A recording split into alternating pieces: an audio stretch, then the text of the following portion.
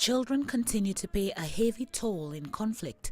This is according to the UN Secretary General's Special Representative for Children in Armed Conflict. In a report to the Security Council, Leila Zerougi said in the past 18 months, new conflicts emerged or deepened, putting children in harm's way. The evolving nature and tactics of armed conflict have created unprecedented threats for children. The absence of clear frontline and identifiable opponents and the increasing use of terror tactics have made children more vulnerable.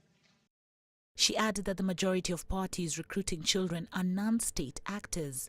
Zerougi stressed the importance of finding innovative ways to address the issue.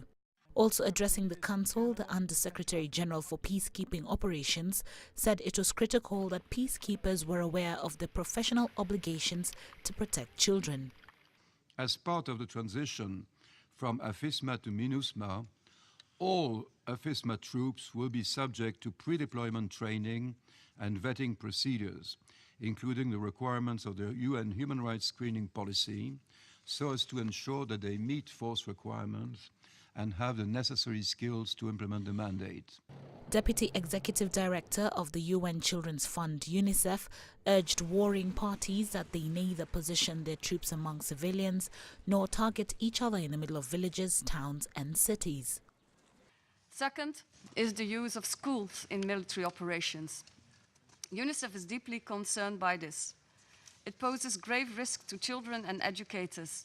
It robs children of the opportunity to learn, and it violates their right to education. Gregory Ram from the NGO Save the Children told the Council that sexual violence has significant physical, psychological and social impact on children.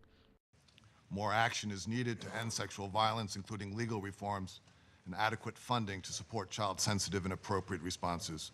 The report reviews situations in 21 countries as well as the regional conflict involving the Lord's Resistance Army, whose activities impact children in the Democratic Republic of Congo, Central African Republic and South Sudan. Mali was included for the first time in the report as children were recruited by all armed groups active in the country's north. The 15-member council has stressed its commitment to effectively deal with persistent perpetrators. Carol Oyola, CCTV.